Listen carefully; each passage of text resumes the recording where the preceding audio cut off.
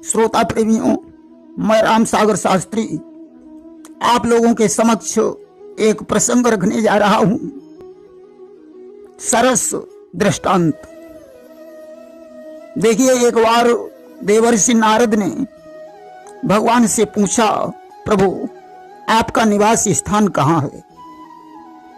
भगवान बोले, सुनो कि ना हम बसामि वैकुंठे ना हम बसामि भूतले मधुभक्ता यत्र गायन्ति तत्रैव तिष्ठामि नारद।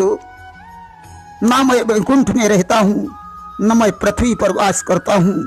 मेरे भक्त जहाँ मेरा संकीर्तन करते हैं, हे नारद, मैं वहीं निवास करता हूँ।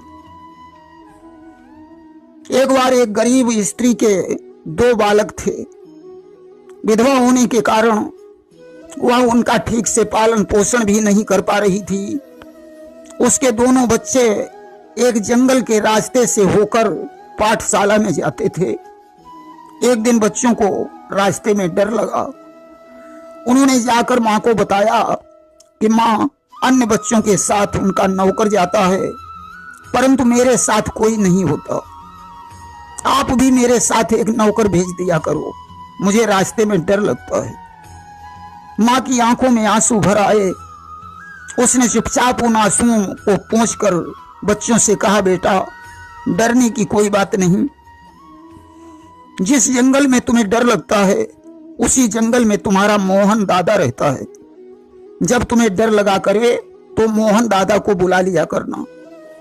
दूसरे दिन बच्चे पाठशाला गए। उन्हें जंगल में डर महसूस हुआ तो बड़ी जोर से पुकारने लगे, मोहन दादा, तुम कहाँ हो? आज उन भक्त बच्चों की आवाज सुनकर भगवान भाग खड़े हुए। बच्चों का हाथ पकड़कर जंगल पार करा दिया। जब बच्चे अपने घर पहुंचे तो उन्होंने माँ को सारी कहानी बताई। अब तो माँ को विश्वास ही नहीं हो रहा था कि ऐसा कैसे हो गया। एक दिन की बात है, गुरुजी ने सभी बच्चों से कहा, कल अपने अपने घर से एक एक लोटा दूध लेकर आना। बच्चों ने जाकर यह बात माँ को बताई। माँ ने कहा, बेटा, मेरे पास कोई गाय भैंस भी नहीं है और न तो इतने पैसे हैं जो दूध खरीद सकूं। बच्चे चुप हो गए। जब वे पाठशाला जा रहे थे तब उन्होंने भय के कारण मोहन दादा को बुलाया और कहा, मोहन दादा, आज गुरुजी ने एक एक लोटा दूध मंगाया है। भगवान ने कहा, कोई बात नहीं बेटा, मैं तुम्हें एक एक लोटा दूध दूंगा, तुम यहीं खड़े रहो, मैं अभी आता हूं। भगवान थोड़ा इधर उधर हटकर दोनों हाथों में एक एक लोटा दूध लेकर आ गए। बच्चे बड़े प्रसन्न हुए। उन्होंने जाकर गुरुजी से कहा, गुरुजी, मैं दूध ले आया हूं। गुरुजी ने देखा इनके लोटे बहुत छोटे छोटे हैं, पहले बड़े बड़े लोटों का दूध उलट लिया जाए। आखिर में गुरुजी ने उन बच्चों का दूध लिया। ज्यों ही उल्टा, अब तो लोटे से दूध निकलना ही बंद नहीं हुआ। गुरुजी के घर में जितने भी पात्र थे सब भर गए, परंतु लोटे का दूध समाप्त नहीं हुआ। गुरुजी ने उस लोटे को उठाया और ज्यों का त्यों रख दिया। बच्चों को बुलाया, पूछने लगे, बेटा, यह दूध तुम्हें किसने दिया था? बच्चों ने कहा, मोहन दादा ने। गुरुजी बोले, बेटा, ऐसा करो, तुम मुझे अपने मोहन दादा के पास ले चलो, मैं उन्हें देखना चाहता हूं। बच्चों ने कहा, ठीक है। आज बच्चों के पीछे गुरुजी चल पड़े। जंगल के निकट पहुंचकर बच्चों ने आवाज लगाई, मोहन दादा, तुम कहाँ हो? भगवान आ गए। आज मोहन दादा के दर्शन करके गुरुजी समझ गए ये भगवान हैं। चरणों में गिरकर साष्टांग प्रणाम किया और उनका ध्यान करते हुए पाठशाला को लौट आए। भगवान कहते हैं कि जो निर्मल है, जो निश्चल है, वही जन मुझको पाता है। चालाक प्रपंची धूर्त छली कब मेरे सन्मुख आता है। एक गांव में एक पंडित जी रहते थे। बुढ़ापा आने पर वे गांव के मुखिया के पास पहुंचे। मुखिया जी योग्य और परम विद्वान थे, परंतु उनका विनोदी स्वभाव था। हंसी मजाक उन्हें कुछ ज्यादा ही पसंद था। पंडित जी मुखिया जी के पास पहुंचे, प्रणाम करके बोले, मुखिया जी आप परम विद्वान हैं, अतः मुझे कोई कल्याणकारी मंत्र दे दीजिए जिसका जाप करके मेरा उद्धार हो जाए। मुखिया जी ने एक मंत्र दे दिया, हरिया गोबर परात्मा शोभा गया बरात्मा। बोले यह मंत्र जंगल में जाकर किसी वृक्ष के नीचे बैठकर जपना, तुम्हारा कल्याण हो जाएगा। पंडित जी मंत्र को लेकर जंगल में पहुंचे। एक वृक्ष के नीचे बिना अन्न जल के मंत्र जाप करने लगे। 3 ही दिन बीते। अब तो भगवान विष्णु की शेष सैया हिल उठी। उन्होंने सोचा कि मुझे जल्दी से भक्त को दर्शन देना चाहिए, अन्यथा मेरा भक्त मर जाएगा। आज गरुड़ पर बैठकर चलने को तैयार हुए। तभी लक्ष्मी जी ने कहा, प्रभु पहले तो आप हजारों वर्षों तक भक्तों को दर्शन नहीं देते थे, आज ऐसा कौन सा भक्त है जो 3 दिन में ही आप भाग खड़े हुए। भगवान ने कहा, आओ प्रिय, तुम्हें भी गरुड़ पर बैठो, मैं उस भक्त का दर्शन कराता हूं। आज भगवान लक्ष्मी जी के सहित पंडित जी के पास पहुंचे। पंडित जी जाप कर रहे हैं, हरिया गोबर परात्मा शोभा गया बरात्मा। लक्ष्मी जी ने ज्यों ही मंत्र सुना, जोर से हंस पड़ी।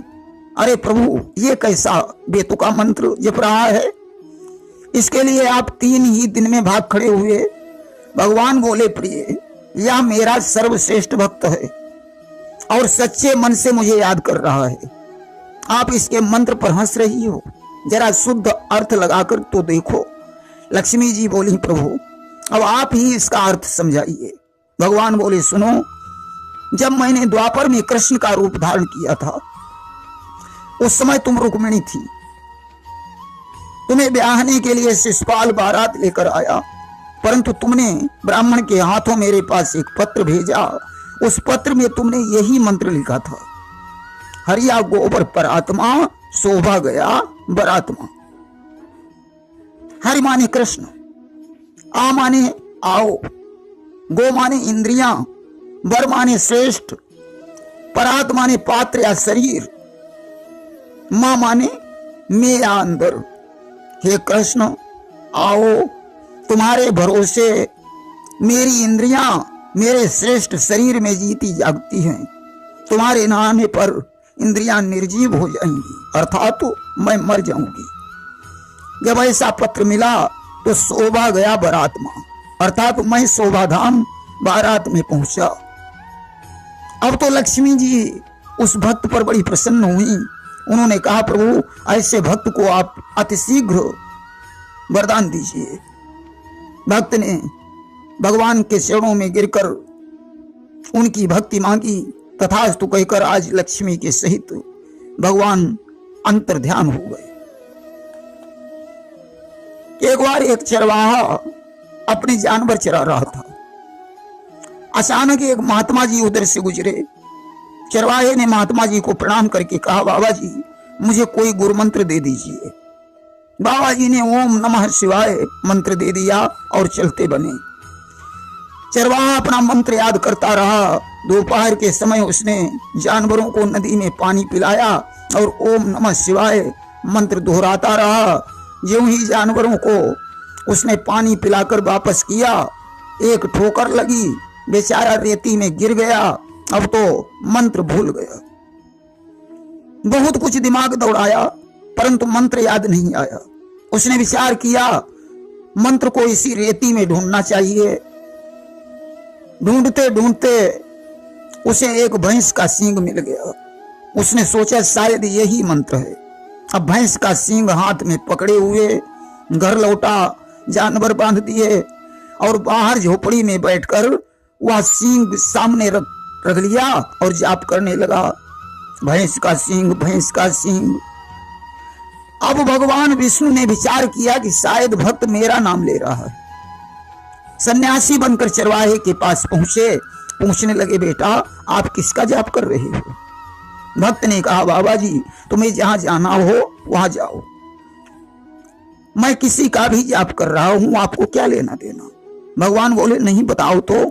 भक्त को गुस्सा आ गया, उसने कहा नहीं मानते हो तो तुम्हारे बाप का जाप कर रहा हो। भगवान वापस लौट आए। इधर भगवान शंकर ने विचार किया कि शायद भक्त मेरा जाप कर रहा है। पार्वती जी से बोली प्रभु आपका नाम भैंस का सींग कब से हो गया? अरे लोग तो आपको नीलकंठ त्रिपुरारी कहते हैं, कोई आशुतोष, कोई भोले भंडारी कहता, कोई गंगाधर कहता। ये नाम तो सार्थक हैं, परंतु भैंस का सींग ये निरर्थक नाम कैसे हो सकता है?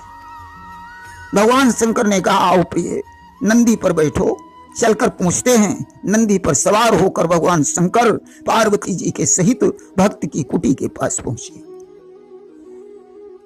भगवान शंकर ने कहा कि जो तुम्हारे मन अस संदेह और तऊ की न जाई परीक्षा लेहू। अगर तुम्हारे मन में यह संदेह है कि वह मेरा नाम नहीं ले रहा है तो जाकर स्वयं परीक्षण करो। पार्वती ने एक बुढ़िया का रूप बनाया, भक्त के पास पहुंची, बोली बेटा आप किसका जाप कर रहे हो? भक्त बोला तुम्हें क्या लेना देना है, जहां जाना है वहां जाओ, मेरा समय क्यों बर्बाद करोगी? मैं जिसका जाप कर रहा हूं वह खुद जानता होगा। बोली नहीं बेटा फिर भी बताओ तो या किसका जाप कर रहे हो? भक्त को गुस्सा आ गया, उसने कहा तुम्हारे खसम का जाप कर रहा हूं। पार्वती जी तुरंत वहां से भाग खड़ी हुई, शिव के पास पहुंची, बोली प्रभु आप सत्य कहते थे, वह भक्त आपका ही जाप कर रहा है। आज उस भक्त के सामने पहुंचकर भगवान ने अपने दिव्य दर्शन दिए और कहा भक्तराज तुम्हारा कल्याण हो। नंदी पर सवार होकर पार्वती के सहित भगवान शिव अंतर्ध्यान हो गए। देखिए मानस में एक चौपाई आती है कि सुमेरी पवन सुत पावन नाम अपने वश करी राखे राम। राम को रामू कह दिया और भगवान को कुछ भी कहें। यहां भैंस का सींग भगवान शंकर का नाम हो गया। बताया पूर्ण आस्था, अटल प्रेम और विश्वास के साथ जिसके लिए आप जाप करते हैं वो अवश्य ही प्रसन्न होता है। भगवान तो भक्त के बस में होते हैं। एक बार 4 मूर्ख पंडित काशी से विद्या पढ़कर लौट रहे थे। रास्ते में एक तालाब पड़ा, उसमें उन्होंने बैठे हुए एक बगुले को देखा। उनमें से एक पंडित बोला भैया इस बगुले के ऊपर कोई श्लोक बनाओ। एक पंडित ने श्लोक बनाया, खोदंता भाई खोदंता। बगुला पानी में चोंच मार रहा था, इसलिए उसके ऊपर यह श्लोक सही सिद्ध हुआ। बगुले ने ज्यों ही पंडित की आवाज सुनी वह गर्दन ऊंची उठाकर इधर उधर देखने लगा। तब तक दूसरे वाले पंडित ने श्लोक बनाया कि लंब घींच यह चितवन कौन। जैसे ही बगुले के कान में यह आवाज पड़ी बगुला सुकुड़ मुकुड़ कर बैठ गया। तब तक तीसरे वाले पंडित ने श्लोक बनाया सुकुड़ मुकुड़ यह बैठक कौन। जैसे ही बगुले ने सुना उसने अपने पंख फड़फड़ाए और उड़ गया। तब तक चौथे वाले पंडित ने श्लोक बनाया फलंगत जाए फलंगत जाए। इस प्रकार आज पंडितों ने 4 श्लोक बनाकर तैयार कर लिए। एक राजा के दरबार में पहुंचे। राजा ने उन्हें विद्वान समझकर स्वागत सत्कार किया और अपने महल में ही उन्हें एक कमरा दे दिया। धीरे धीरे रात का वक्त हुआ। एक चोर राजा की चोरी करने के लिए पहुंचा। उसने अपने बेलचे से नकब काटना शुरू कर दिया। तब तक चारों पंडितों ने आपस में विचार किया कि जो श्लोक हम लोगों ने बनाए थे उन्हें दोहरा लिया जाए, अन्यथा हम लोग भूल जाएंगे। पहले वाले ने अपना श्लोक दोहराया, खोदंता भाई खोदंता। चोर के कान में जैसे ही यह आवाज पड़ी उसने विचार किया मालूम पड़ता है कोई देख रहा है। उसने खोदना बंद कर दिया और अपनी गर्दन ऊपर उठाकर इधर उधर देखने लगा। तब तक दूसरे वाले पंडित ने अपना श्लोक दोहराया, लंब घींच या चितवन कौन। चोर ने सोचा अब तो कोई वास्तव में देख रहा, और सिकुड़ मुकुड़ कर बैठ गया। तब तक तीसरे वाले पंडित ने अपना श्लोक दोहराया, सिकुड़ मुकुड़ या बैठक कौन। चोर ने सोचा अब यहां से भागना ही अच्छा होगा क्योंकि लोग मुझे देख रहे हैं। चोर भाग खड़ा हुआ। तब तक चौथे वाले पंडित ने अपना श्लोक दोहराया, फलंगत जाए फलंगत जाए। चोर ने सोचा अब तो पकड़े भी जाएंगे, लोग मेरे पीछे लगे हैं। चोर भगवान शंकर के मंदिर में जाकर छुप गया। उसने कहा, भोलेनाथ आज मुझे बचा लो, आज से मैं चोरी नहीं करूंगा। रात भर उस मंदिर में बैठा रहा। ज्यों ही सवेरा हुआ, चोर की निगाह भगवान शंकर के घंटे पर गई। सोने का घंटा था। बोला, हे भोलेनाथ आज यह सोने का घंटा मुझे मिल जाए, आज के बाद फिर मैं कभी चोरी नहीं करूंगा। बड़ा प्रयास किया परंतु घंटा ऊंचे पर था, इसलिए वह घंटा प्राप्त नहीं कर पाया। उसने सोचा कोई टेबल एबल होती तो उस पर खड़े होकर यह घंटा तोड़ लेता। यहां तो शिवलिंग के अलावा कुछ भी नहीं है। उसने शिवलिंग को नमन किया और बोला, भोलेनाथ क्षमा करना, अब तो मुझे मजबूरी में आपके ऊपर खड़ा होना पड़ेगा। अब तो आज शिवलिंग के ऊपर चढ़ गया। अब तो भगवान शंकर साक्षात प्रकट हो गए। उन्होंने कहा, भक्तराज वरदान मांग लो। चोर बोला, प्रभु मैं तो चोर हूं, आपका घंटा चुरा रहा था, आप मुझसे वरदान मांगने को कह रहे हो। भगवान शंकर ने कहा, मैंने आज तक तेरे जैसा भक्त ही नहीं देखा।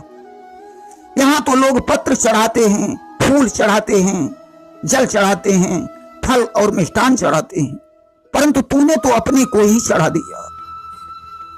इसलिए मैं आज तुझ पर बड़ा प्रसन्न हूं, कोई न कोई वरदान तो मांगना ही पड़ेगा। चोर ने कहा, प्रभु अगर आप नहीं मानते हो तो जो घंटा मैं तोड़ रहा था वह मुझे अर्पित कर दो। भगवान शंकर ने तथास्तु कह दिया। उसी समय वह घंटा स्वयं टूटकर चोर के हाथों में गिर गया। चोर उस घंटे को लेकर घर लौट आया।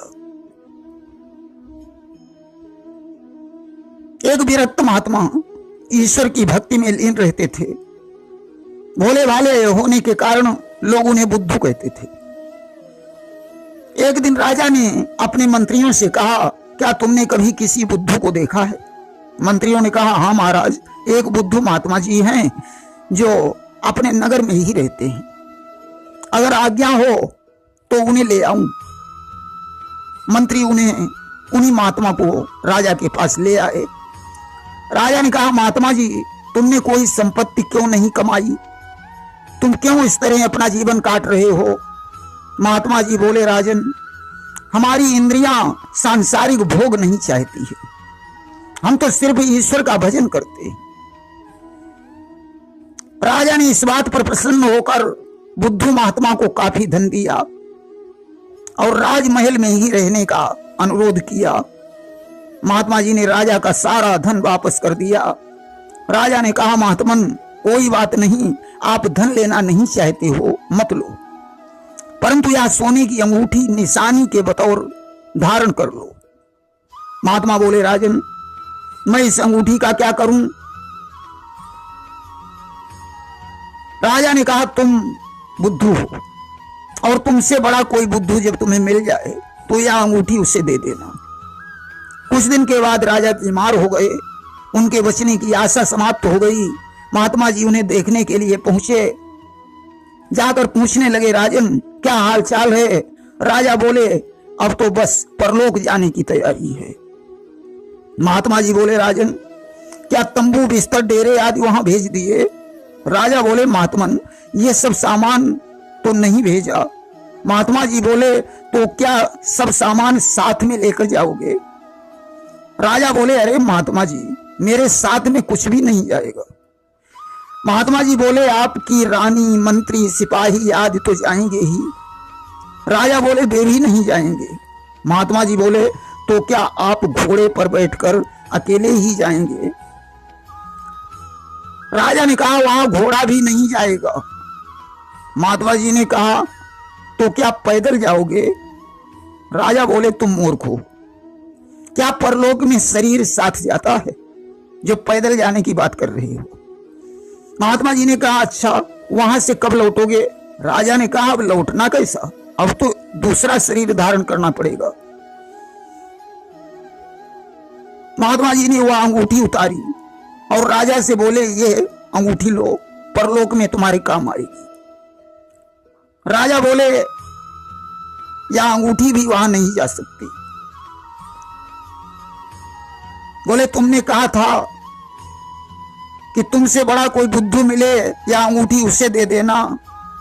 मुझसे बड़े बुद्धू तुम ही हो, जो प्रजा का खून चूस चूस कर धन इकट्ठा करते रहे, परलोक की पूंजी इकट्ठी नहीं की। राजा बोले, महात्मन, परलोक की पूंजी क्या होती है? महात्मा जी बोले, धर्म ही परलोक की पूंजी है। राजा ने महात्मा जी के चरणों में अपना मस्तक रख दिया। बोला, महात्मन, अब मुझे कोई ऐसा उपदेश दीजिए जिससे हमारा उद्धार हो जाए। राजा के अनुरोध पर महात्मा जी ने ब्रह्म ज्ञान का उपदेश दिया, जिससे राजा को शांति प्राप्त हुई और राजा इस लोक को छोड़कर परलोक को चला गया। प्रेम से बोलिए वृंदावन बिहारी लाल की जय।